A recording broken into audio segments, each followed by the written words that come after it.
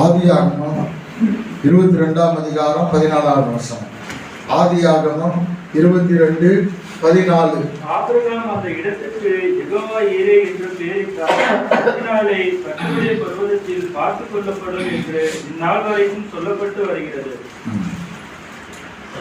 Abraham அந்த இடத்திற்கு யெகோவா ஈரே என்று பெயரிட்டான். அதனாலே கர்த்தருடைய பர்வதத்திலே பார்த்துக் கொள்ளப்படும் என்று இன்றைக்கு வரையிலும் சொல்லப்படும். ஆமென். ஆபிரகாம் அந்த இடத்திற்கு யெகோவா ஈரே என்று பெயரிட்டான். ஆபிரகாம் ஒரு இடத்துக்கு பெயரை வைத்தான். அல்லேலூயா. பழைய ஏற்பாட்டிலே பரிசுத்தவான்கள் பலி செலுத்துகிற இடத்துல, குடியிருக்கிற இடத்துல, கர்த்தர் அவர்களை சந்தித்த இடத்துல, அல்லது ஏதோ யுத்தம் வந்த இடத்துல, எல்லாவற்றுக்கும் ஒரு பெயரை என்ன பண்ணினார்கள்? பெயரை வைத்தார்கள். பிள்ளை பெறுகிற பொழுது பாருங்க, பிள்ளைக்கு காரணத்தோடு ஒரு பெயரை என்ன பண்ணுகிறார்கள்? வைக்கிறார்கள். நான் கர்த்தரை துதிப்பேன் என்று சொல்லி என்ன பண்ணாங்களா? யூதா என்று பெயரிட்டான். ஆமென். அல்லேலூயா.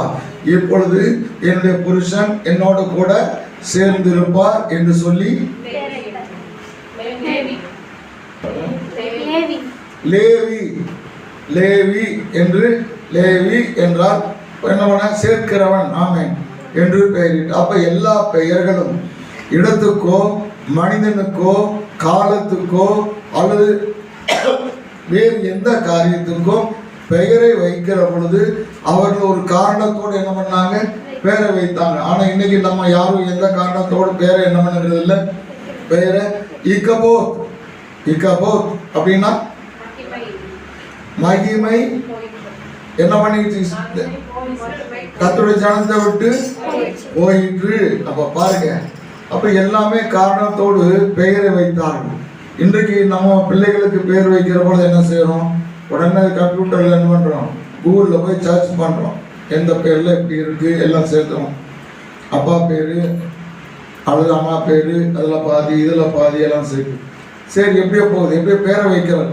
ஆபிரகாம் அந்த இடத்துக்கு என்ன பெயரை வைத்தான்? யெகோவா ஈரே, யெகோவா ஈரே என்று என்ன பண்ணினான்? பெயரை வைத்தான். ஆமென். அப்போ நம்ம இன்றைக்கு நம்ம விசுவாச மார்க்கத்தால் எல்லாரும் யாருடைய சந்ததி? ஆபிரகாமின் சந்ததி. நம்ம இடத்துக்கும் பேர் வைக்கிறது இல்லை, எதுக்கும் பேர், மனுஷனுக்கு தான் பேர் வைக்கிறோம். எல்லாருக்கும் அவனுக்கு ஒரு பேர் இருந்தா நம்ம ஒரு பேர் என்ன பண்றோம்? நம்ம ஒரு பேரை சொல்லுங்க. கோபம் வந்தா பிள்ளைகளை எப்படி கூப்பிடுறோம்? புது பேரை வச்சு என்ன பண்றோம்? நாம் கூப்பிடுறோம். எப்படியோ சரி. இன்றைக்கு நாம் அப்பேற்பட்டவர்கள் இன்றைக்கு இந்த ஆராதனைக்கு ஒரு பேரை வைப்போம். ஆபிரகாம் அல்லது இன்னைக்கு யாரோ ஒரு பேரை சொல்லாமா? டாக்டர் பிரதர் இன்னைக்கு இந்த ஆராதனைக்கு யெகோவா ஈரே சொல்லுங்க. எல்லாரும் சொல்லலாமா? இந்த ஆராதனை யெகோவா ஈரே. ஆமென். இதனாலே கர்த்தருடைய பர்வதத்திலே என்னுடைய காரியங்களை கர்த்தர் என்ன பண்ணுவார்? பார்த்து கொள்ளுவார். அதோட சரி, ஒரே நாள்ல என்ன பண்ணிடுவார் கர்த்தர்? இல்ல, இந்நாள் வரைக்கும். ஆபிரகாம் எத்தனை 1000 ஆண்டுகளுக்கு முன்பதாய் வாழ்ந்தான். ஆனால் இந்த யெகோவா ஈரே என்பது இன்றைக்கு வரையிலும் அந்த ஜனங்களுக்கு கர்த்தர் எப்படி இருக்கிறார்? எப்படி இருக்கிறார்? யெகோவா ஈரே. கர்த்தர் நமக்கு ஒரு பெயரை வைப்பாரானால், நாம் கர்த்தருக்கு ஒரு பெயரை வைப்போம் என்று சொன்னால், அந்த பெயரின் ஆசீர்வாதம் நமக்கு மட்டுமல்ல, நம்முடைய பிள்ளைகளுக்கும் பிள்ளைகளுடைய பிள்ளைகளுக்கும் அது நிச்சயமாய் வரும். ஆமென். அல்லேலூயா. பாருங்க, ஆகார் கர்த்தரை நோக்கி அழுகிறார். கர்த்தர் ஒரு துறவை காட்டுகிறார். ஆகார் தான் தன்னுடைய பிள்ளைக்கும் தனக்கும் தண்ணீர் வேண்டும் என்று கேட்டார். ஆனால் கர்த்தர் கொடுத்தது ஆகாருடைய சந்ததியா இன்னைக்கு வந்து என்ன பண்ணிட்டு இருக்கிறாங்க? இத்தனை 1000 ஆண்டுகள் ஆகியும் அந்த தேசத்திலே அந்த நீர் ஊற்று இன்னும் என்ன ஆகல? வறண்டே போகல. அப்படின்னா அதுதாங்க கர்த்தருடைய ஆசீர்வாதம். இன்றைக்கு நான் சம்பாதிக்கிற ஆசீர்வாதம் இன்றைக்கு நான் சம்பாதிக்கிற சாபம் எனக்கு மட்டுமல்ல, என்னுடைய சந்ததிக்கும் அது என்னாகும், என்னுடைய சந்ததிக்கும் அந்த காரியம் வரும். ஆமென், அல்லேலூயா. பாருங்க, ஆகாப் ராஜா தன்னுடைய மகனுக்கு எதை சம்பாதித்தான்? ஆகாப், நல்ல வேலைப்பா, என்னுடைய காலத்துல அந்த காரியம் என்னாகாது, நடக்காது. யாருடைய காலத்துல வரும்? என்னுடைய மகன் காலத்துல. அப்ப ஆகாப் தன்னுடைய மகனுக்கு சாபத்தை என்ன பண்ணி விட்டான்? கேயாசி தன்னுடைய சந்ததிக்கு எதை வாங்கி கொண்டான்? குஷ்டரோகத்தை வாங்கி கொண்டான். யோவாப் தன்னுடைய சந்ததிக்கு எதை வாங்கி கொண்டான்? அந்த சாபம் யோவாபின் மேலும் அவன் தகப்பனுடைய குடும்பத்தின் மேலும் என்றைக்கு என்ன பண்ணுமா இருக்கும். பாருங்க, யார் சம்பாதித்தது? எவனோ ஒருத்தன் சம்பாதிச்சு வச்சுட்டு போனதான சொத்து அவனுடைய பேர பிள்ளைகளுக்கு அந்த காரியம் என்னாகிறது. அப்போ ஒரு மனிதன் செய்கிற காரியம், அது ஆசீர்வாதமோ சாபமோ, அந்த காரியம் அவனுடைய சந்ததியை அது நிச்சயமாய் பாதிக்கிறது. நீதிமானின் சந்ததியோட கர்த்தர் என்ன பண்றாரா? இருக்கிறார். ஹல்லேலூயா. நீ நீதிமானா இருந்தால் உன்னுடைய சந்ததியோடு கூட கர்த்தர் யார் இருக்கிறார்? கர்த்தர் இருப்பார். ஹல்லேலூயா. கர்த்தர் ஆபிரகாமை நினைத்து, கர்த்தர் ஆபிரகாமை ஒரு காரியம் செய்கிற பொழுது யாரை நினைக்கிறாரு? ஆபிரகாமை. நாளைக்கு உன்னுடைய சந்ததியில ஏதாவது பிரச்சனை என்று சொன்னால் கர்த்தர் உன்னை என்ன பண்ண வேண்டும்? நினைக்க வேண்டும். அப்போ நீ தேவனுக்கு முன்பதாய் நீ நீதிமானாய் இருந்திருக்க வேண்டும். ஒரே ஒரு மனிதன் குடும்பத்திலே ஒருத்தன் நீதிமான், உத்தமனும் நீதிமான். யார்? நோவா. நோவா தன் காலத்திலே உத்தமனும் நீதிமானுமாய் இருந்தான். அவனை கர்த்தர் பார்த்தாரு. அவன் முழு குடும்பத்தையும் என்ன பண்ணினாரு? ரட்சிப்புகளை கொண்டு வந்தார். ஆமென். அப்ப இன்றைக்கு நினைத்து கொள்ளுங்க, என் நிமித்தம் கர்த்தர் என் குடும்பத்தை என்ன பண்ணுவார்? அவர் ஆசீர்வதிப்பார். ஹல்லேலூயா. கர்த்தர் நீதிமானின் சந்ததியோட அவர் இருக்கிறார். ஹல்லேலூயா. அப்ப அதனால நீதிமான் பிள்ளைகள் அப்பத்துக்கு இறந்து திரிவது இல்லை. அப்பம்னா என்னங்க? நீ வாஞ்சிக்கிற காரியத்துக்காக இறந்து திரிய மாட்டேன். ஹல்லேலூயா. அப்ப கர்த்தர் ஒரு மனிதனை கொண்டு அவனுடைய காரியத்திற்காக அவனுடைய சந்ததியை கர்த்தர் என்ன பண்ணுகிறாரா? ஆசீர்வதிக்கிறார். ஆமென். ஹல்லேலூயா. ஒரே ஒரு மனிதன், அவன் ஒரு ஆசாரியன், தன் பிள்ளைகளை என்ன பண்ணல? தன் பிள்ளைகளை கண்டிக்கல. அதோட முடிஞ்சது. அவன் பிள்ளைகளை என்ன ஆயிடுச்சு? அப்ப இன்றைக்கு நம்முடைய காரியத்தின் நிமித்தமாய் தேவன் நம்முடைய பிள்ளைகளை நிச்சயமாய் ஆசீர்வதிப்பார். ஹல்லேலூயா. நீ கர்த்தருக்கு முன்பாய் நீதிமானாய் இருக்கிற பொழுது உன்னுடைய பிள்ளைகளை ஒரு நாளும் அவமானத்திற்கு, கஷ்டத்துக்கு, நஷ்டத்துக்கு கர்த்தர் விடவே மாட்டார்.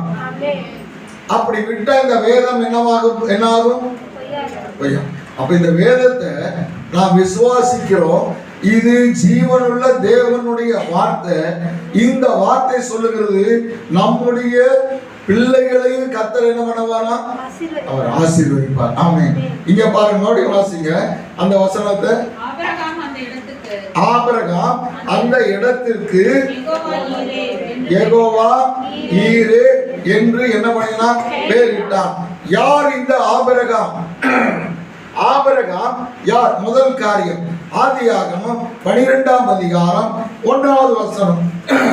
ஆபிரகாமை நோக்கி, நீ உன் தேசத்தையும் உன் இடத்தையும் உன் தகப்பனுடைய வீட்டையும் விட்டு புறப்பட்டு நான் உனக்கு காண்பிக்கும் தேசத்துக்கு போ என்றார். ஆபிரகாம் உடனே எந்த ஊர் ஆண்டவரே என்ன பண்ணா? கேட்டான். கேட்கல. கேட்காம அவன் புறப்பட்டு போனான். ஆபிரகாம் போனான். எல்லாரும் சொல்லுங்களேன் பார்க்கலாம். ஆபிரகாம் போனான். அல்லேலூயா. அப்போஸ்தலர் புத்தகம் 7ஆம் அதிகாரம் 3வது வசனம்.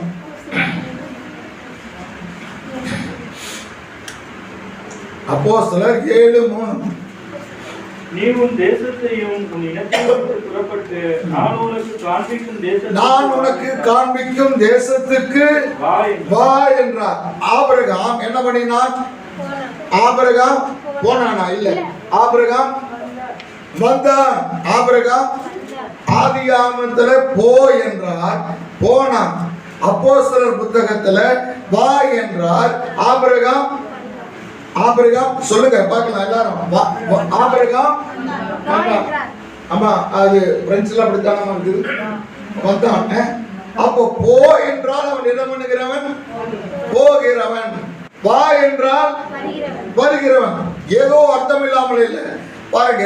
போ என்றால் போகிறவன். அப்படின்னால் ஆபிரகாம் அனுப்பப்பட்டவன். போகிறவன் யார்? அனுப்பப்பட்டவன். போகிறவன் யாரு? அனுப்பப்பட்டவன். வா என்றால் அவன் வந்தான், அழைக்கப்பட்டவன். போ என்கிற காரியம் எதை குறிக்கிறது? அனுப்பப்பட்டவன். வா என்ற போது அந்த வார்த்தை எதை குறிக்கிறது? அது அழைக்கப்பட்டவன். அப்ப பாருங்க, அனுப்பப்பட்டவனும் அழைக்கப்பட்டவனும் ஒரே காரியம்தான். அது புதிய ஏற்பாட்டிலே யாரை குறிக்கிறது என்று சொன்னால்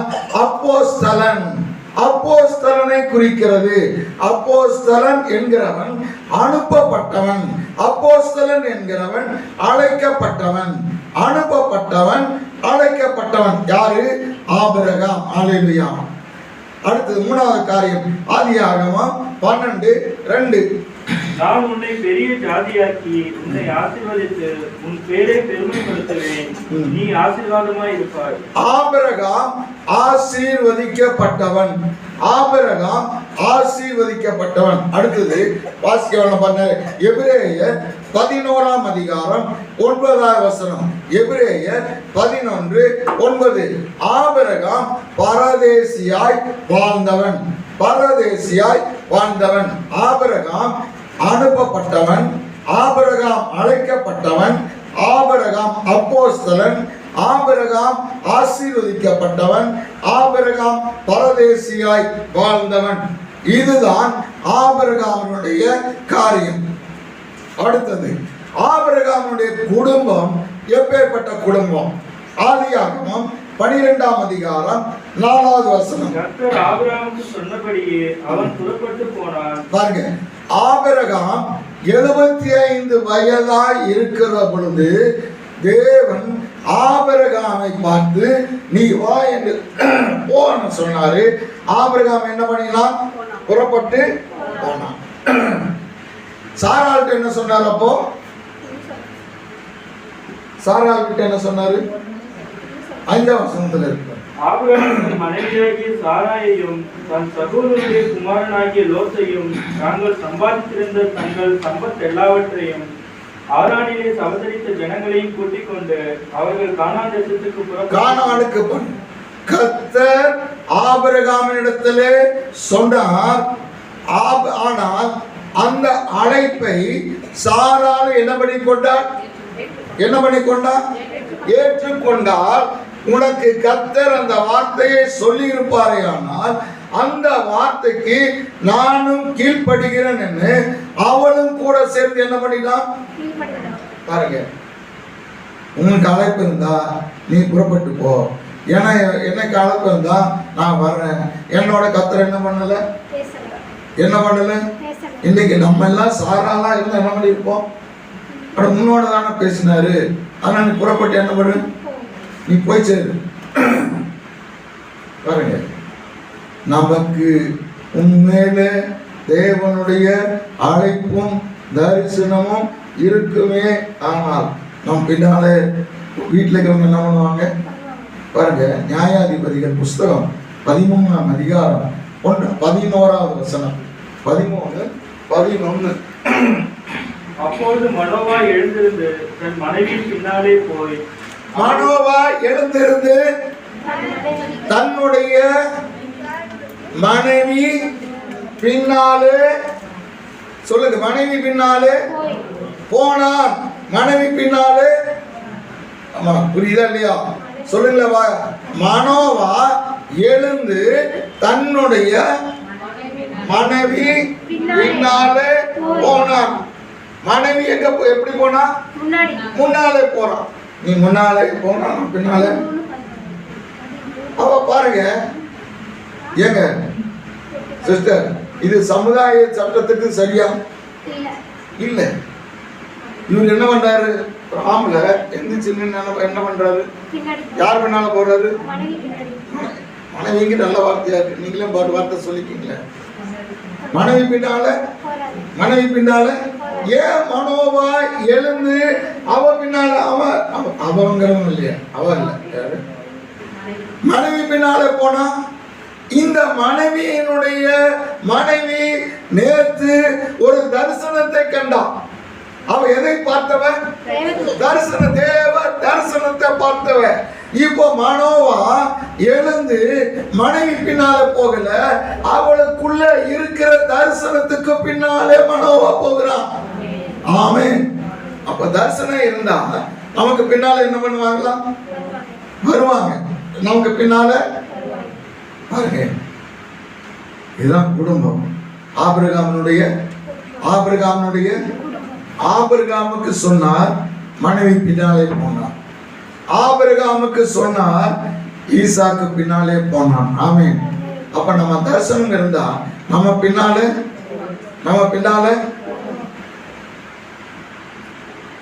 அடுத்தது ஆபிரகாம் வீட்டில் இருக்கிற வேலைக்காரங்க பாருங்க.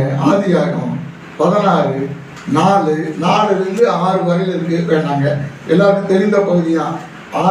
ஆதியாகமம் 16:4-6. அதுக்கு அடுத்தது ஆதியாகமம் 21:9-11. இதை வீட்டில் போய் பாருங்க, வீட்டில் போய் நீங்க வாசிங்க. ஆகாருக்கும் சாராளுக்கும் இடையே நடந்த சண்டை. என்ன நடந்தது? என்ன நடக்குது? இந்த சண்டைய அங்கிருந்து பார்த்தவன் யாரு? எலியேசர். இவன் ஒரு வேலைக்காரன். இவன் பெண் பார்க்க அங்க போன இடத்துல கர்த்தர் என்னுடைய எஜமானை என்ன பண்ணி இருக்கிறாரா? ஆசீர்வதித்து இருக்கிறார். இந்த சண்டைய பத்தி ஏதாவது சொன்னானா? அப்போ இவன் வீட்டுல நடக்கிற ஒரு பிரச்சனைய ஊர்ல போய் என்ன பண்ணுகிறவன்? தூற்றி திரிகிறவன். இன்னைக்கு எல்லாமே இதான் நடக்குது. பிரசங்கமே அடுத்தவனை பத்தி என்ன பண்றாங்க? சரி போகுதுங்க. இதுதான் அவனோட வேலைக்காரன். அவன் வீட்டுல இருந்த வேலைக்காரி யாரு? ஆகார். தண்ணீர் இல்ல, பிள்ளை சாகுது, அப்பம் இல்ல, வழி தெரியல. ஆனா நான் பெயர்சபாவை விட்டு போக மாட்டேன். பெயர்சபான்னா என்னங்க? உடன்படிக்கையின் கிணறு, ஆணையின் கிணறு. கர்த்தரோடு உடன்படிக்கை செய்தோமே, அந்த உடன்படிக்கையை விட்டு நான் என்ன பண்ண மாட்டேன்? போக மாட்டேன். இன்னைக்கு ஒரு சின்ன பிரச்சனை வந்தா கர்த்தரை விட்டு என்ன பண்றோம்? கர்த்தரை விட்டு, வேத வாசிக்கிறத விட்டு, சபையை விட்டு. போன வாரம் நீ என்னைக்கு சந்திச்ச? ஞாயிற்றுக்கிழமை ஒரு வீட்டுக்கு போயிட்டு மூட வீட்டில் போயிட்டு இருக்கிறேன், காய் கடைக்கு. அப்புறம் பௌத்திரா ஒரு வார்த்தை சொன்னாங்க. எனக்கு ரொம்ப இதாக இருந்தது. சின்ன சின்ன பிரச்சனைக்கெல்லாம் சபையும் ஆராதனை என்ன பண்ணக்கூடாது? விடுறது கர்த்தருக்கு பிரியமா இருக்காங்க. பௌத்திரா சொன்னையா? சின்ன சின்ன பிரச்சனைக்கெல்லாம் ஆராதனைய விடுறது என்ன இல்லை கர்த்தருக்கு. எனக்கு அப்படியே இதாகிட்டேன். ஏன்னா போன வாரம் ஞாயிற்றுக்கிழமை என்னுடைய உடன் பிறந்த தம்பி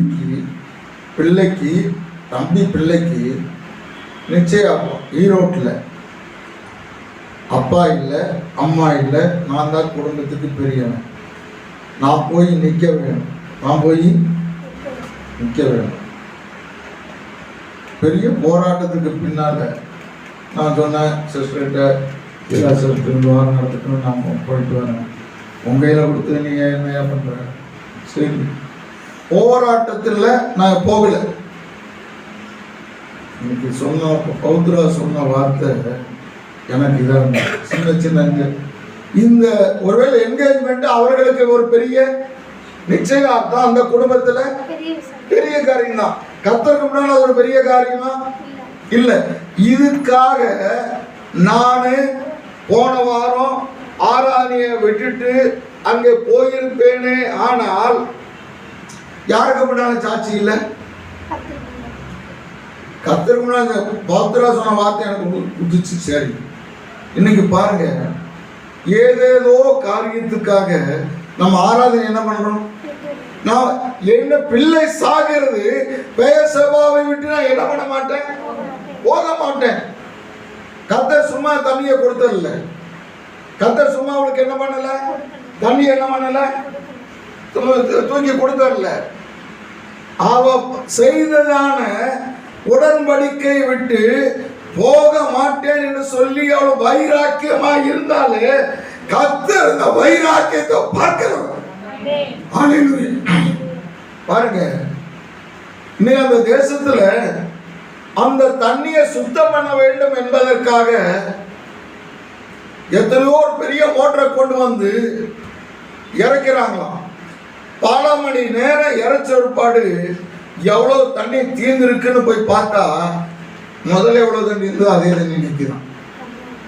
போன தண்ணி எல்லாம் பாருங்க, இன்னைக்கு அந்த தண்ணி கெட்டு போகிறது இல்லை. ஏன்? அவர் கொடுத்தது. இன்னைக்கு எத்தனை காரியத்துக்காக நாம் கர்த்தருடைய பிள்ளைங்க, கர்த்தருடைய ஆராதனைய இவங்க புரியுதோ புரியலையோ, விருப்பம் இல்லையோ, என்னத்தையோ போகட்டுமையா, நீ கலந்துக்க. நான் ஆராதனை என்ன பண்ண மாட்டேன். யோசுவா என்கிற வாலிபன் ஆசரிப்பு கூடாரத்தை விட்டு பிரியாது இருந்தான். ஏன்? உள்ள ஒருத்தன் இருக்கிறான். யார் அவன்? மந்தனாவும் திக்குவாயும் உள்ள ஒருத்தன் உள்ள பண்ணிட்டு இருக்கிறான். எனக்கு உள்ள போக தகுதி இல்லை, எனக்கு உள்ள போக அனுமதி இல்லை. ஆனாலும் உள்ள ஒருத்தன் போயிருக்கிறானே, நான் வந்து வாசப்படியில் இருக்கிறேன். சும்மா தூக்கி கர்த்தர் யோசுவா கையில நீ தேசத்தை பங்கிடும்படியான ஒரு அதிகாரத்தை கர்த்தர் அவன் கையில கொடுக்கல. அவனுடைய காரியத்தை கர்த்தர் பார்க்கிறார். இன்னைக்கு நம்ம காரியத்தை பார்த்துதான் கர்த்தர் நம்முடைய பிள்ளைகளை ஆசீர்வதிப்பாருங்க. ஆமென். நீ கர்த்தருக்கு முன்பதாய் எப்படி நீதிமானாய் இருக்கிற, என்ன காரியத்தில் வைராக்கியமா இருக்கிற, ஏதாவது ஒரு காரியம் உன்னிடத்தில் இருக்க வேணுங்க.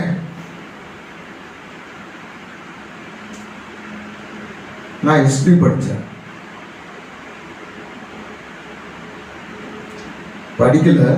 படிக்கலன்னா சப்ஜெக்டை படிக்கல. ஆனால் என்ன ஹிஸ்டரி என்ன பண்ணுறேன், படித்தேன். வந்து சொன்னாங்க, பேப்பரை வாங்கி 2 வரி 3 வரி 4 வரி எழுதி சேர்த்திட்டே இரு. அந்த வாத்தியார் அப்புறம் பாருங்க, என்ன ஹிஸ்டரி எழுதும்போது எனக்கு என்னன்னு தெரியல. ஒரு சில கேள்வி பதில் தெரியல. 23ஆம் சங்கீதம், 100ஆம் சங்கீதம், இதெல்லாம் என்ன பண்ணுறேன், எழுதுனேன். அது சும்மா எதையோ எழுதுப்பா. அந்த வாத்தியார் வெறும் பேப்பரில் மார்க் என்ன பண்ண முடியாது, போட முடியாது. என்னமோ எழுதியிருக்கிறான், அவனுக்கு 4 மார்க் என்ன பண்ணுவோம். ஏங்க, கர்த்தருடைய ஆசீர்வதிக்கணும்னா ஏதாவது ஒரு காரியம் நம்ம இடத்துல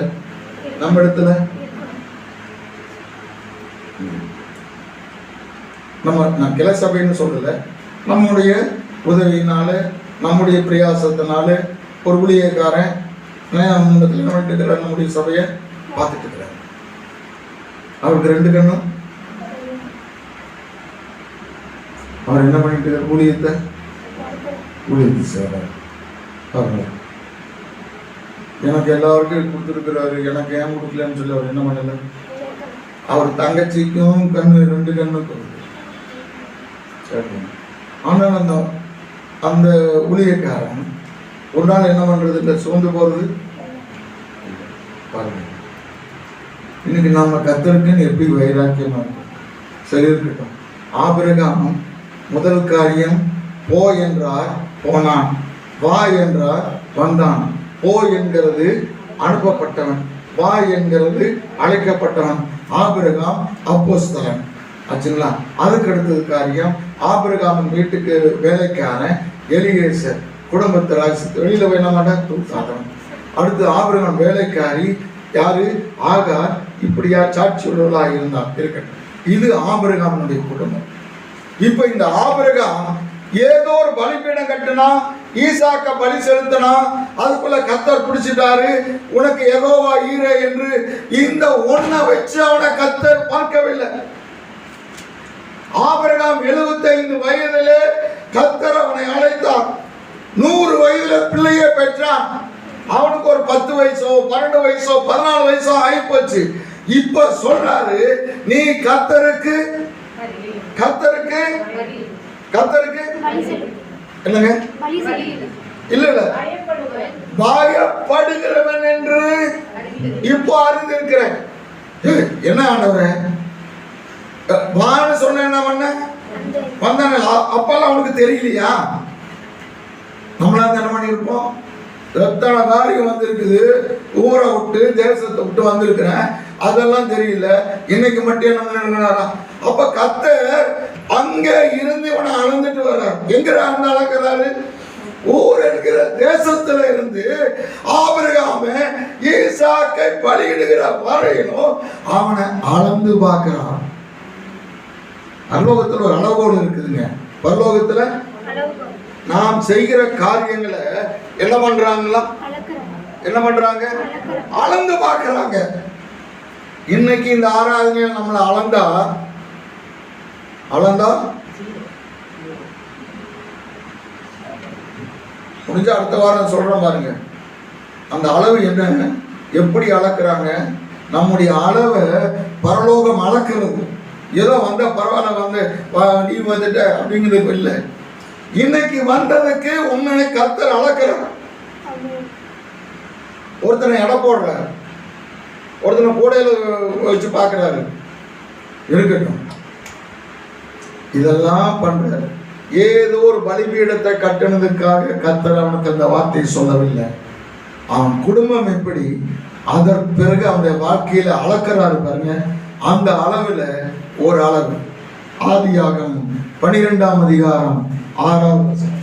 ஆபிரகாம் அந்த தேசத்திலே சுற்றித் திரிந்து சீகேம் என்னும் இடத்திற்கு சமீபமான மோரே என்னும் சமபூமி மட்டும் வந்தான். அக்காலத்திலே கானானியர் அத்தேசத்தில் இருந்தார்கள். ஆபிரகாம் அந்த தேசத்திலே சுற்றித் திரிந்து சீகேம் என்னும் இடத்திற்கு சமீபமான மோரே என்னும் சமபூமி மட்டும் வந்தான். அக்காலத்திலே கானானியர் அத்தேசத்தில் இருந்தார்கள். அங்கே ஆபிரகாம் என்னன்னா கர்த்தருக்கு ஒரு பலிபீடத்தை ஆபிரகாம் கட்டினதான முதலாவது பலிபீடம் மோரே. ஆபிரகாம் கட்டினதான முதலாவது பலிபீடம் என்ன பலிபீடம்?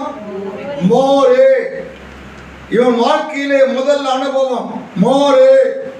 மோரே என்றால் போதிக்கிறவன், ஊழியக்காரன், போதிக்கிறவன். பாருங்க, போதிக்கிறவனுக்கு என்ன சம்பந்தம்? இவனுக்கு என்ன சம்பந்தம்? போதிக்கிறவன் போதிக்கிறான், அவனுடைய வார்த்தையை இவன் கேட்கிறான், அந்த வார்த்தைக்கு இவன் கீழ்ப்படுகிறான். ஏசாயா 30ஆம் அதிகாரம் 20வது வசனம். 30, 20. உன் கண்கள் உன் போதகரை காணும், உன் கண்கள் உன் போதகரை காணும். நீதிமொழிகள் 5ஆம் அதிகாரம் 13வது வசனம். 5:13. என்னுடைய போதகருடைய சொல்லை கேளாமல் போனேனே. அதே நீதிமொழிகள் 5ஆம் அதிகாரம் 12வது வசனம், போதகத்தை வெறுத்தேனே. நீதிமொழிகள் 6ஆம் அதிகாரம் 23வது வசனம், போதக சிக்ஷை ஜீவ வலி. போதக சிக்ஷை ஜீவ வலி. சங்கீதம் 141:5, 141:5, நீதிமான் கொட்டுவது என் தலைக்கு எண்ணெயை போல இருக்கும். நீதிமான் என்ன பண்றாரா? தலையில என்ன பண்றாரா?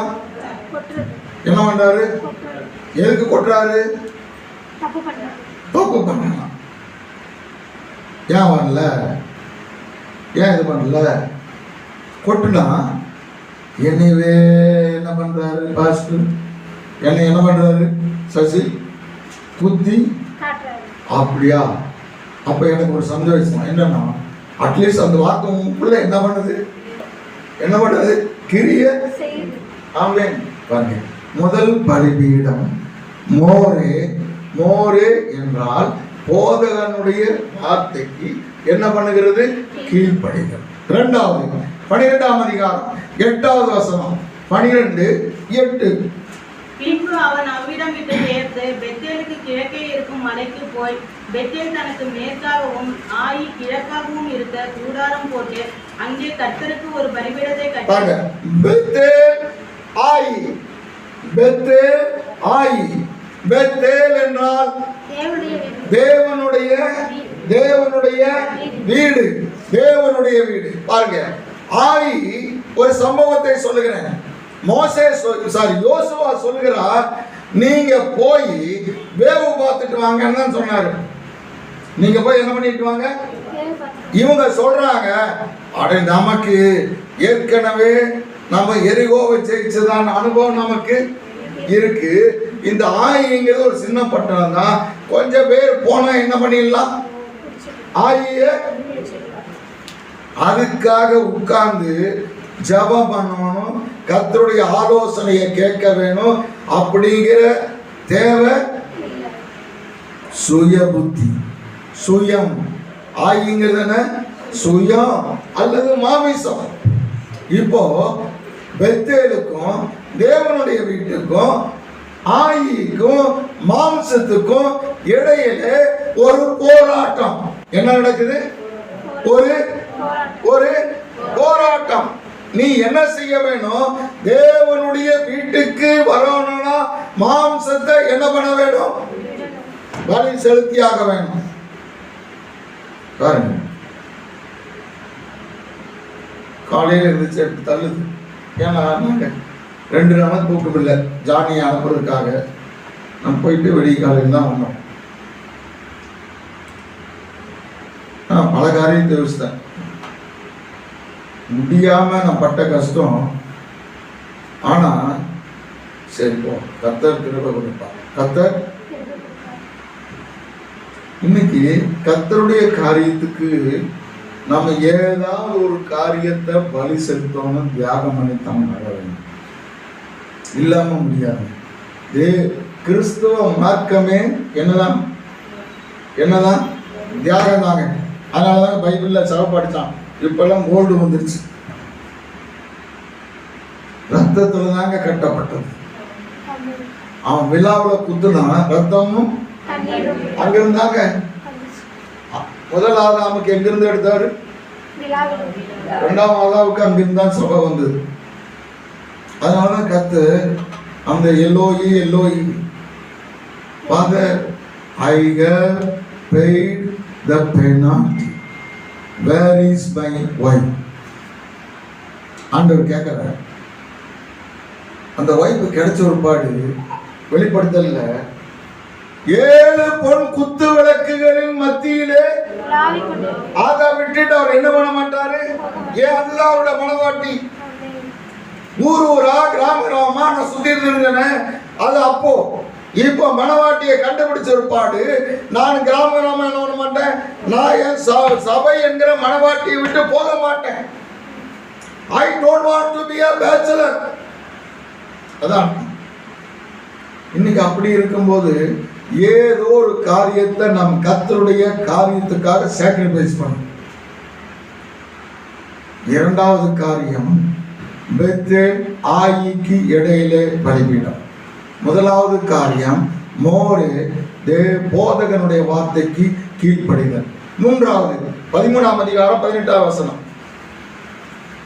அப்பொழுது ஆபிரகாம் கூடாரத்தை பெயர்த்துக் கொண்டு எபிரோனில் இருக்கும் மம்ரையும் சமபூமியும் சேர்ந்து குடியிருந்து அங்கே கர்த்தருக்கு ஒரு பலிபீடத்தை கட்டினார். மூன்றாவது பலிபீடம் ஆபிரகாம் எங்கே கட்டினான்? எபிரோன். எல்லாரும் சொல்லுங்களேன். எபிரோன். எபிரோன் என்றால் அந்நிய தேசத்திலே தேவனோடு இருமா, அந்நிய தேசத்திலே தேவனோடு கூட இருக்கிற ஐக்கியம். எபிரோன் என்றால் எல்லாரும் சொல்லுங்களா, அப்பதான் மறக்காது. அந்நிய தேசத்திலே தேவனோடு கூட இருக்கிற ஐக்கியம் தான் எபிரோன். ஆமென். அந்நிய தேசம் எது? அமெரிக்காவா, ரஷ்யாவா? அந்நிய தேசம் எது? இந்த பூமி. நமக்கு இந்த பூமி அந்நிய தேசம். இந்த தேசத்துல இருக்கிற நீங்களும் நானும் நம்முடைய ஐக்கியம் யாரோடு இருக்க வேண்டும்? யாரோடு? கர்த்தரோடு கூட இருக்க வேண்டும். ஆமென். நம்முடைய குடியிருப்போ பரலோகத்திலே இருக்கிறது. அங்கே இருந்து நம்முடைய கர்த்தராகிய இயேசு வரும்படி நம்ம என்ன பண்ணிட்டு இருக்கிறோம்? என்ன பண்ணிருக்கிறோம்? எதிர்பார்த்து கொண்டிருக்கிறோம். அப்போ அந்நிய தேசத்திலே தேவனோடு நமக்கு என்ன இருக்க வேண்டும்? எகிப்து தேசத்தில் இருக்கிறான், பார்வோனுக்கு அடுத்தபடியாக இருக்கிறான். உன்னுடைய விரல் அசையாம எவனும் அசையக்கூடாது. அப்பேற்பட்ட ஒரு அதிகாரத்தை கையில வைத்திருக்கிறான். அவன் சொல்றான், நான் செத்தா எத்தனை வருஷம் ஆனாலும் சரிதான், என் எலும்பை என்ன பண்ணிட்டு போங்க, எடுத்துட்டு போயிருக்கணும், இங்க விட்டுட்டு போயிடாங்க. ஒருவேளை அவன் சொல்லாமல் இருந்திருந்தால் என்ன நடந்திருக்கும்?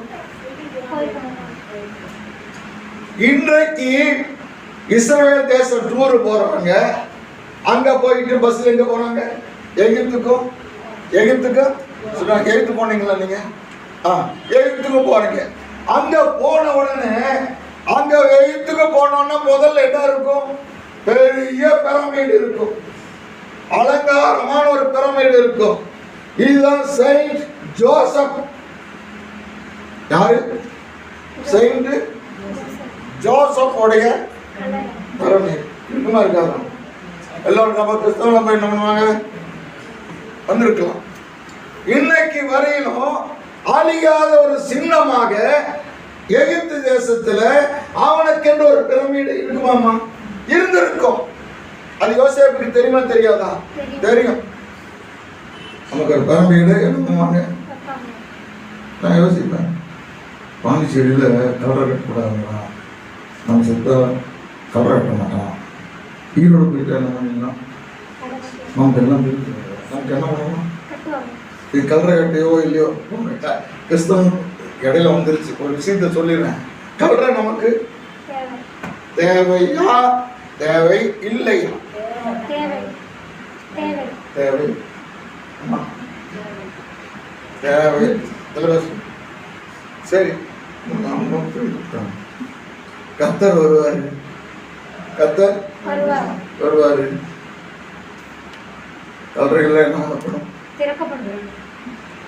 சரி, அந்நிய தேசத்திலே கர்த்தரோடு நமக்கு என்ன இருக்க வேண்டும்? ஐக்கியம். நீங்க எலும்புகள் எடுத்துட்டு போங்க. பாருங்க, பழைய ஏற்பாட்டு பரிசுத்தவான்கள் அவன் பேசுனா தீர்க்க தரிசனம். அவன் பேசுறது என்னவா இருந்தது? நீ எடுத்துட்டு போன்னு தான் சொன்னான். இஸ்ரவேல் ஜனங்க அந்த 430 வருஷம் முடிஞ்ச உடனே கர்த்தருடைய சேனை புறப்பட்டது என்று இருக்கிறது. கர்த்தருடைய சேனை புறப்பட்டது. அந்த சேனைக்கு முன்னாக தேவனுடைய பெட்டி இளைப்பாறுகிற இடத்தை தேடி கண்டுபிடித்து கொடுக்கத்தக்கதாய் தேவனுடைய பெட்டி என்ன பண்ணுச்சு? தேவனுடைய பெட்டி என்னங்க சுற்றக்கலம் போகுது.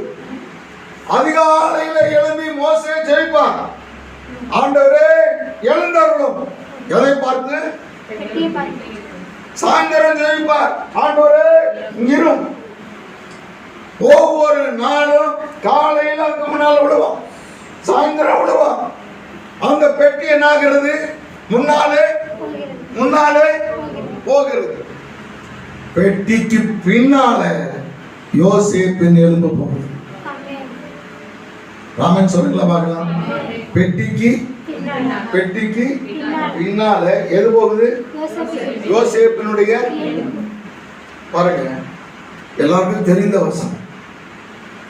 கர்த்தர் தாமே ஆரவாரத்தோடும் பிரதான தூதனுடைய சத்தத்தோடும் தேவ எக்காலத்தோடும் சொல்லுங்க, தலையாட்டுறீங்க. புறப்படுவார், வருவார், கர்த்தர் வருவார். அப்பொழுது கிறிஸ்துவுக்குள் மரித்தவர்கள், கிறிஸ்துவுக்குள் மரித்த யோசேப்பின் எலும்பு முன்னாலே போகும். அப்புறம்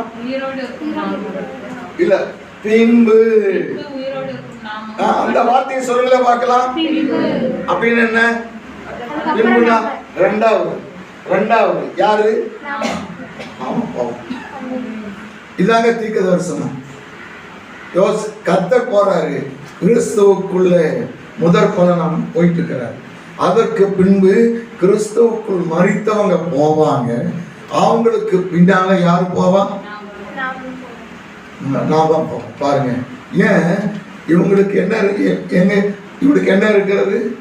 தேவனோடு கூட இயேசு மகா சத்தமாய் கூப்பிட்டு யார கூப்பிட்டாரு? ஏங்க அங்க பிதான் இருக்கா? இயேசு ஜீவனை, நானும் ஜீவனை கொடுக்கவும் வந்தேன். இப்போ இயேசு நார்மலா பேசல, எப்படி பேசுறாரு? ஏங்க தொங்கிட்டு இருக்கிறவன் பேச முடியாது. தொங்கிட்டே இருக்கிறவன் பேச முடியாது. அவன் பேச வேணும்னா அவனுடைய நுரையீரலும் மேலையும் கீழே போகணும், காத்து வர வேணும். இப்போ ஏற்கனவே 1 அடி முதுகுல என்ன ஆயிடுச்சு? அடிச்சுட்டாங்க. இப்போ அந்த மரம் இப்படி இருந்தது, இயேசுவோட சிலுவை இப்படியா இருந்தது. அப்போ அந்த மரத்துல இயேசு மேலே கீழே போகணும்னா தம் கட்டி தான் மேல போயிட்டு வந்துருப்பாங்க. அவ்வளவு சத்தமாய் கூப்பிட்டார். இயேசு லாசரை பார்த்து, லாசரை வெளியில வானா, உடனே சத்தமாக சொல்லப்பா, காது கேட்கல, அப்படியே சொல்லுவான், வந்திருப்பான். ஆனா இயேசு உரத்த சத்தமாய், லாசருவே வெளியே வா. கர்த்தர் தாமே ஆரவார சத்தத்தோடு. எல்லாம் பாருங்க, அதே போலதான் இயேசு சத்தமாய் கூப்பிட்டார், மரித்த பரிசுத்தவான்கள் இருந்தான். ஆமென். ஏன் அவங்களுக்கு எங்க ஐக்கியம் இருந்தது? எப்பா என்னை கொண்டு போய் எங்க அடக்கம் பண்ணு? அந்த கல்லறையில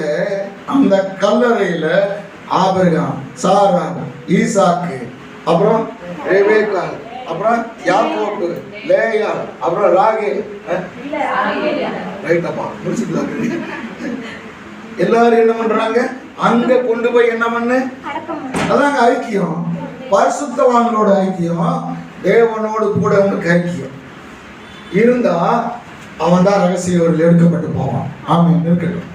மூன்றாவது காரியம், முதல் பலிபீடம் மோரே, இரண்டாவது பலிபீடம் ஆயி பெத்தேலுக்கு இடையில, மூன்றாவது பலிபீடம் எபிரோன், நாலாவது ஒரு பலிபீடம். முடிச்சுக்கிறேன். ஆதியாகமம் 15:9. ஆதியாகமம் இங்கே பெயரை கர்த்தர் சொல்ல, பெயர் போடப்படவில்லை. ஏதோ ஒரு இடத்துல அவன் பலியை செலுத்துகிறான். பாருங்க, அங்க ஏகப்பட்ட காரியத்தை பலி செலுத்தினான். 3 வயது கிடாரி, 3 வயது வெள்ளாடு, ஒரு காட்டுப்புறா, ஒரு புறா குஞ்சு, இப்படி என்ன செய்யறான், நிறைய பலி செலுத்துறான். நீங்க அத்தனை பலியை நம்ம பார்த்தோம்னா நீங்க எச்சு போயிருவீங்க. அதனால ஒரு பலியோட பண்ணிக்கலாம். ஒரே ஒரு பலி 3 வயது கிடாரி பாருங்க. எல்லாம் என்னவா 3 வயது நியாயாதிபதிகள் 14-18. நியாயாதிபதிகள் 14-18. பேதையர் புத்தியினத்தை சுதந்திரிக்கிறார்கள், விவேகிகளோ அறிவினால் சூட்டப்படுகிறார்கள். நியாயாதிபதிகள் 14-18. நீங்கள் என்னை கிடாரினால் உழுகாம போனா என்ன நம்ம கண்டுபிடிக்க முடியுது. ஏன் விடுகதையை கண்டுபிடிக்க இவங்க என்ன பண்ணிட்டாங்க, இந்த சிம்சோனுடைய மனைவிட்ட போய் அடிக்கிறாங்க. நீ கண்டுபிடி, அவன்கிட்ட கேட்டு சொல்லுன்னு அவன் வந்து அரிக்கிறான். அவன் வந்து எறும்பு ஊற கல்லும் தெரியுமா. இவ அரிக்கிற அரிப்புல அவன் விடுகதை என்ன பண்ணிட்டான், சொல்லிட்டான். அப்ப சொல்றான், நீங்கள் என்னை கிடாரியினால் உலாம போனான். அவன் எதுக்கு ஒப்பு கொடுத்துட்டான் தன்னை? தன்னுடைய மனைவி நச்சரிச்ச நச்சரிப்புக்கு அவன் என்ன பண்ணிட்டான், அல்லது மனைவி கேட்கறதுக்கு திருப்திப்படுத்த அவர்கிட்ட என்ன பண்ணிட்டான், மாமிச சுபாவம். கிடாரி என்கிறது, கிடாரின்னா ஆடுதாங்க. கிடாரி பலி செலுத்த வேண்டும் என்று சொன்னால் முதல் கிடாரி என்பது எதை குறிக்கிறது? பல இடங்கள்ல பல காரியங்களை குறிக்கிறது. நான் இங்க பலிபீடத்துக்கான ஒரு அர்த்தத்தை சொல்லுகிறேன். நம்முடைய மாமிச சுபாவம் என்ன பண்ணப்பட வேண்டும்? 1, 2 ஆதியாகமம் 15:9. அங்கே 3 வயது கிடாரி எடுக்க வாசிக்க வேண்டாம். அதாங்க அது 2வது கிடாரி. ஓசியா 10:11. ஓசியா 10:11. எப்பிராயீம் நன்றாய் பழக்கப்பட்ட போரடிக்கும் கிடாரி. போரடிக்கும் என்ன கிடாரியா? போர் இல்ல, போரடித்தல் அப்படின்னு என்னங்க? களஞ்சியத்துல என்ன பண்ணுவான்? நெல்ல அடிப்பான். அதுதான் போரடித்தல். எதுக்கு அடிக்கிறான்? நெல்லு வேறையா, தானியம் வேறையா, மணி வேறையா பிரிக்க வேணும். பிரிச்சு கொண்டு வந்து தானியத்தை களஞ்சியத்துல என்ன பண்ண வேணும்? இதுதாங்க போரடித்தல்.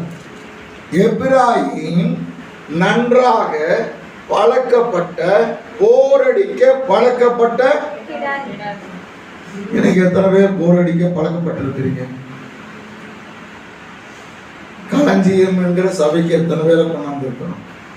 ஏப்பா நான் வர்றதே பெருசு, நான் வர்றது ஏதோ என்ன பண்றேன் சில கோச்சுக்காங்க.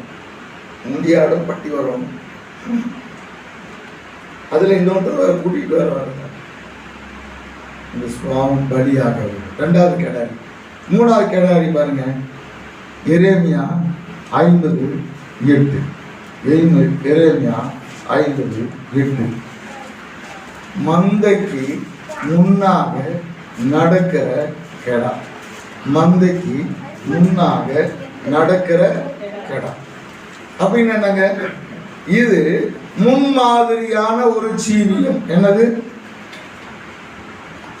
ஏதாவது ஒரு விதத்துல கர்த்தருடைய பிள்ளைங்க மற்றவங்களுக்கு நீ சாட்சி உள்ளவனாய் முன்மாதிரியா இருக்கிறியா? நான் 3 கிடாரியை சொன்னேன். முதல் கிடாரி சிம்சோனுடைய கிடாரி, மாம்சைச்ச.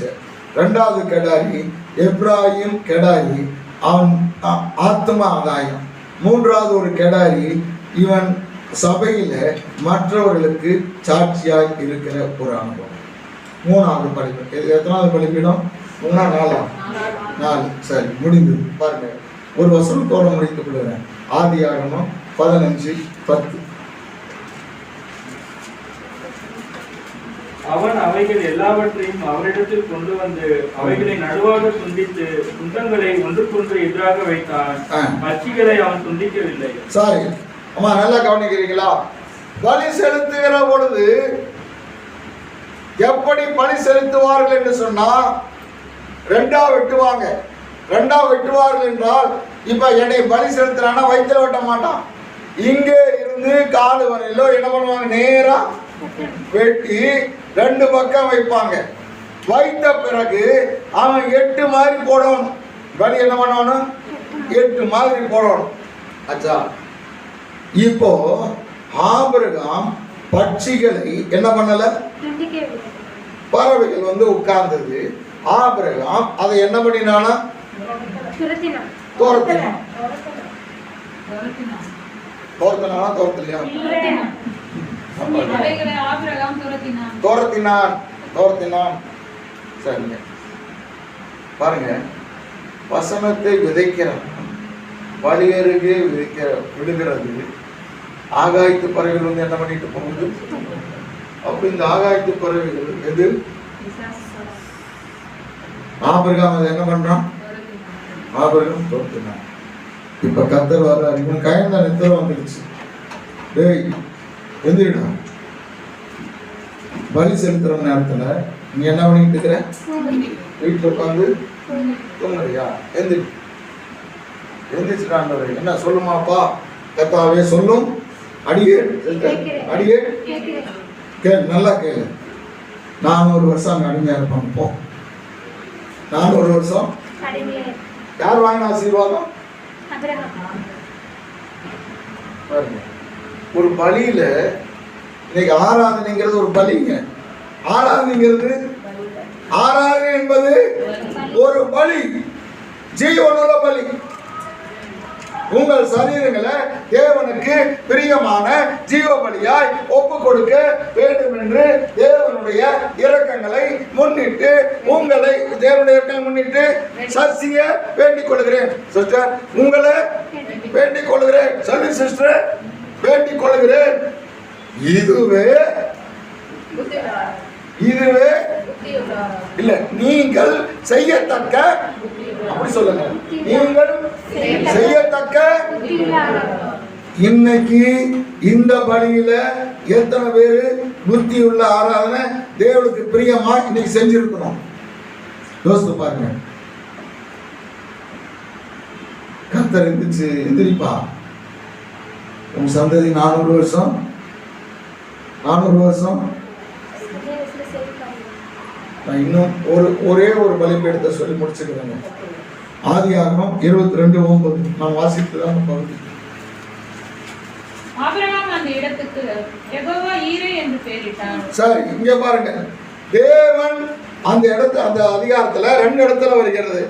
தேவன் அவனுக்கு சொல்லி இருந்த இடத்திற்கு வந்தார்கள். தேவன் அவனுக்கு சொல்லி இருந்த இடத்திற்கு, ஆபிரகாமுக்கு சொல்லி இருந்த இடத்திற்கு ஆபிரகாமும் ஈசாக்கும் வந்தாங்க. மெதுவா ஒரு ஆமென் சொல்லலாமா?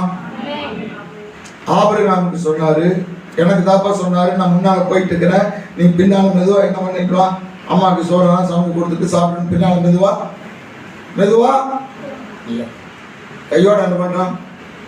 நம்ம அடுத்த வாரம் சிஸ்டர் வரும்போது கையோட எல்லாரும் தான். சரி, ஓகே. அப்ப பாருங்க, இடத்துக்கு என்ன பண்ணானா, 3 நாள் இடம் தெரியலைங்க. 3 நாள் சொல்லுங்க, சீக்கிரமா போலாம். 3 நாள் இடம். 3ஆம் நாளிலே ஆபிரகாம் அதை பார்க்கிறான். தூரத்திலே மோரியா, பெலஸ்தா, எக்ரோன், சீயோன் எல்லாம் இருக்குது. எங்க இருக்குது? Abraham the very particular spot எதுல என்ன பண்ணிட்டான் கண்டுபிடிச்சிட்டான். எப்படி பார்க்கிறான்? இவன் பேரன் தூங்குறான். யாரு? யாக்கோப் தூங்குறான். ஆண்டவர் இறங்குறாரு, தூதர்கள் இறங்குறாங்க, ஏறாங்க. அவர் சிங்காசனத்துல உட்கார்ந்து என்ன பண்ணிட்டாரு? சிங்காசனத்துல இருந்து எந்திரிச்சிட்டாரு. ஏன் எந்திரிச்சாரு? ஒருவேளை இந்த இருள் இவனை மூடுமேயானால் என்ன நடக்கும்? வாக்குத்தத்தம் இப்போ இஸ்மவேலையும் தோர்த்தியாச்சு, இவன் ஒருத்தன் தான் இருக்கிறான். இவனுக்கு ஏதாயும் நேர்பட்டால் அவருடைய வாக்குத்தத்தம் என்ன ஆகி போயிடும்? அப்போ ஆண்டவர் அந்த வாக்குத்தத்தம் நிறைவேற வேண்டும் என்பதற்காக சிங்காசனத்திலிருந்து என்ன பண்றாராம்? ஏன் எப்ப எந்திரிப்பாங்க? ஒரு ஆபத்துன்னு என்ன பண்ணுவாங்க? எவ்வளவு பாருங்க, இது முதல் மனுஷகுமார இதாவனுடைய வலது பாரசத்துல உட்கார்ந்துட்டு இருக்கிறத தாண்டா பாப்பீங்க. ஆனா ஸ்தேவான் வரான். ஸ்தேவான் ஆண்டவர் என்ன பண்ணாரு? எந்திரிச்சு நின்று. ஆண்டவர் எந்திரிச்சுன்னா பக்கத்துல இருக்கிற தூதர்கள் எல்லாம் அவர்தான் எந்திரிச்சு நிற்கிறாரு. நமக்கு என்னன்னா எல்லா பரலோகமே என்ன பண்ணி இருக்கும்? சேவான் என்ன பண்றாரு? பரலோகம் பாருங்க. ஒரு மனுஷன் அவன் பெரிய தீர்க்கதரிசி இல்லை, அவன் பெரிய பிரசங்கியார் இல்லை. ஆனா அவனுக்கு அவன் வர்றானோட பரலோகம் என்ன பண்ணுது? கதவை திறந்து என்ன பண்ணுது? சொல்லுங்க. கணம் என்ன பண்ணுது? வாங்கப்பா, அம்மா வாங்க, எல்லாருக்கும் வந்தீங்களா? வாங்க, 10 மணிக்கு வந்தீங்களா? வாங்க. எதுக்கு உங்களுக்கு சோத்திரம் பண்ணது? கணம் பண்ணுது பரவாயில்ல. அவனுக்காக எந்திரிச்சு நின்னாரு. இங்கே தரிசனத்துக்காக கர்த்தர் என்ன பண்றாரு? அப்ப கர்த்தர் உங்களுக்கு சொன்ன வாக்குத்தத்தமா மறந்து போகாதீங்க, சொந்து போகாதீங்க. ஒரு காரியத்தை சொல்றேன், உனக்கு சொன்ன வாக்குத்தத்தத்தை நிறைவேற்ற கர்த்தர் எந்திரிச்சு நிற்பாமா? ஏதோ ஒரு அவசியமா ஒரு வாக்குத்தத்தத்தை கொடுத்துட்டு நடப்பது நடக்கிட்டு முற்ற மாட்டேன். எவ்வளவு கருத்துள்ளவராய் இருந்தா அவன் சீட்டுல இருந்து என்ன பண்ணி இருக்க வேணும்? அப்ப ஏங்க சோர்ந்து போறீங்க? கர்த்தர் உங்களுக்கு கொடுத்த அம்மா விட்டுருவாரா? நிறைவேறா விட்டுருவாராமா? விட்டுருவாரா? விட மாட்டாருங்க. தேவதூர் ஏறுறாங்க, இறங்குறாங்க. இப்ப ஈசாக்கு போறான், பலிபீடத்தை கடத்திட்டான், இவன் கத்தியை எடுக்கிறான். இவனை குத்துனானா எதுவும் போச்சு? என்ன போச்சுங்க? வாக்குத்தத்தமும். தேவதூதர்கள் ஏறுறாங்க, தேவதூதர்கள் இறங்குறாங்க. நான் சும்மா ஒரு மாம்ச பிரகாரமா சொல்றேன். காப்பியல் ஏய், உன் பையனை பலி செலுத்துறான்னு என்னமோ சொல்லிட்டேன். அதுக்கு என்ன பண்ணிட்டான்? சரி ஆண்டவரே, பையன் என்ன பண்ணிட்டான்? கூட்டிகிட்டே வந்துட்டான். பாருங்க, இதுதாங்க தேவதூ. இதுதான் அந்த தற்போது அந்த யூத ரவியில சொல்ற விளக்கம். ஏறுறாங்க. ஆண்டவர்கிட்ட போய் சொல்றாங்க, ஆண்டவரே வந்துட்டான், பலிபீடம் கட்டிட்டான். டேய், நீ போய் பார்த்தாடா. ஆண்டவரே கத்தி தீட்டிட்டு இருக்கிற ஆண்டவரே. அடுத்து நீ போய் பார்த்து கையை வாங்கிட்டான் ஆண்டவரே. நீ போய் கையை பிடிக்கிட்டான்.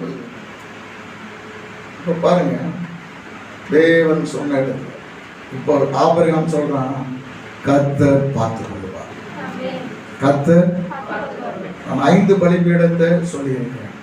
முதலாவது பலிபீடம் மோரே கீழ்ப்படிய, 2வது பலிபீடம் பெத்தேல் ஆயி இடையில மாம்சத்தை பலியாக செலுத்துதல், 3வது பலிபீடம் எபிரோன் தேவனோடு கூட இருக்கிற ஐக்கியம், 4வது பலிபீடம் இடம் சொல்லப்படவில்லை, ஆனால் 3 கெடாரியை நான் சொன்னேன், 3 கெடாரின்னு. அடுத்தது 5வது பலிபீடம் மோரியா, நீ கர்த்தருடைய வார்த்தைக்கு கீழ்ப்படுகிறவன். ஆமென். எல்லாரும் ஜெபிக்கலாம்.